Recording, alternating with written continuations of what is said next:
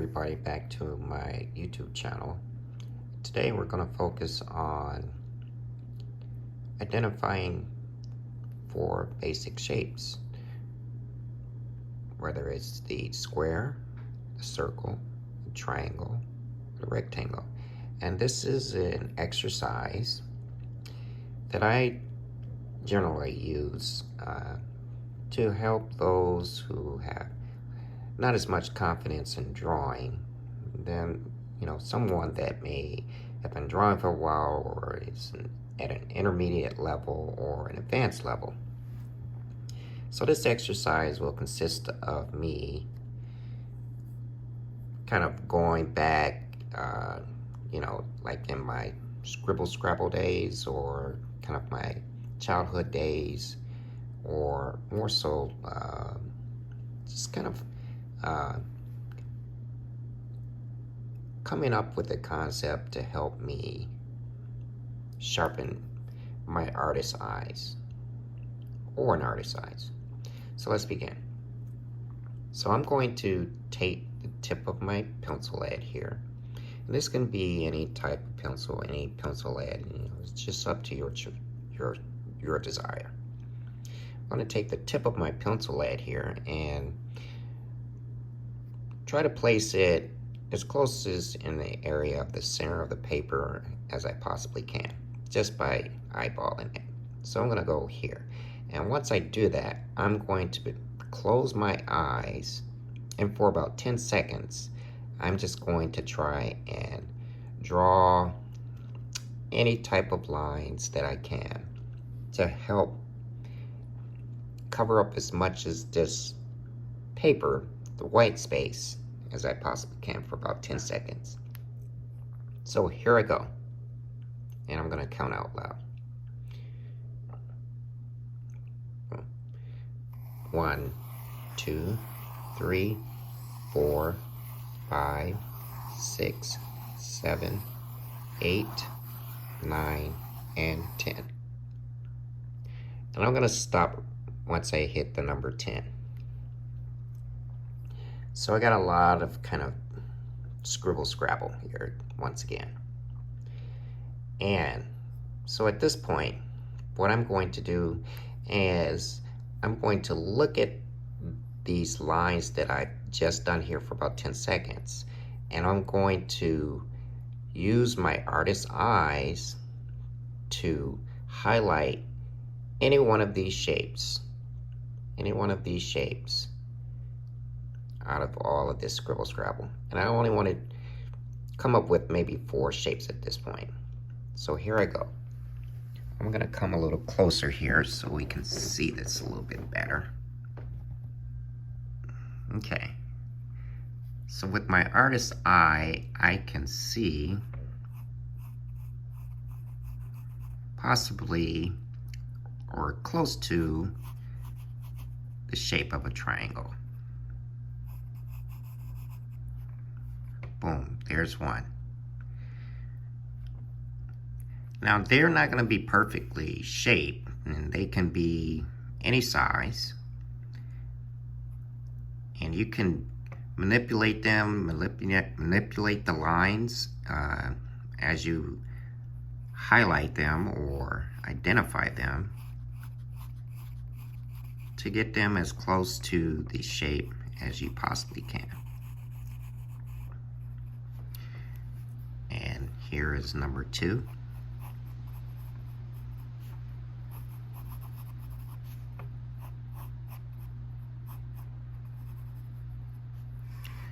I have 2 triangles at this point. Let's see if we can find something different. How about this area here? This looks pretty close, if I may, maybe possibly to a rectangle. Now, of course, it's not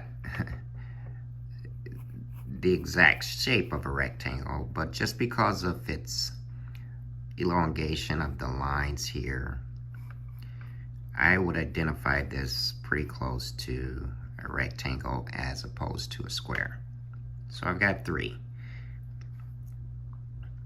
let's move around a little bit here. Here's a smaller triangle there. Using my artist's eye, once again, I can go in here and just kind of highlight the line. So now I've got 1, 2, 3, 4. So I've got 4 shapes now. My next step, and helping me to build my confidence up into becoming a fine artist, or being able to take the first steps into becoming an artist or in drawing, is once we have the shape identified within our lines, what we as artists do at this point is we now want to bring these lines to somewhat give them a bit of life. And in doing that, what we do is we add a little shading. Okay, so with shading, the inside of these shapes, we're just going to shade them quite lightly, and there are various different values to shade, from lights to dark, but we're just going to shade these with a very, a light shade here. So when I shade these shapes, I hold my pencil, or my drawing pencil here, using this overhand view. It's an overhand. And I'm going to shade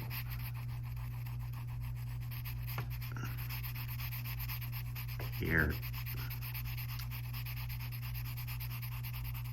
just to help bring a little light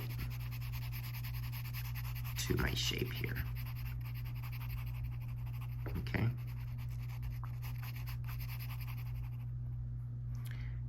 One. I'm gonna do my second shape here.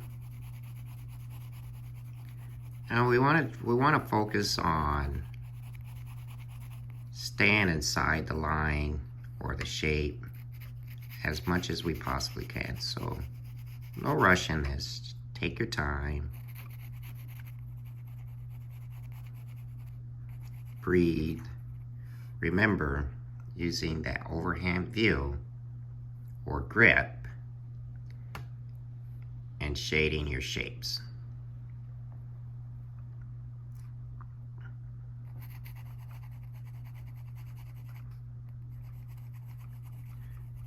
That overhand grip, or this overhand grip, there's one thing about, and I'll get into a bit more detail and different grips that we as artists hold our pencil when it comes to drawing. It's almost kind of like learning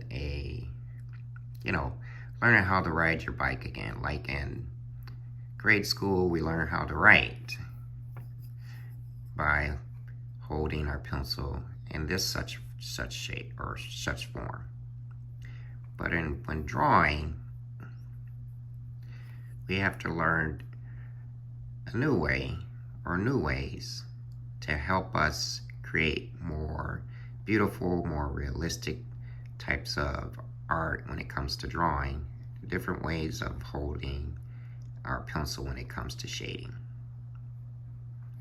Okay. Let's do our last one. Now, with this last one being quite small of a shape, in order for me to have a little bit more control of my pencil, I'm going to go into a little bit more of a controlled grip here to shade my shape. This gives me a little bit more control so that I can focus a bit more in shading the smaller area. So now I've got 4 different shapes, or 4 shapes now shaded.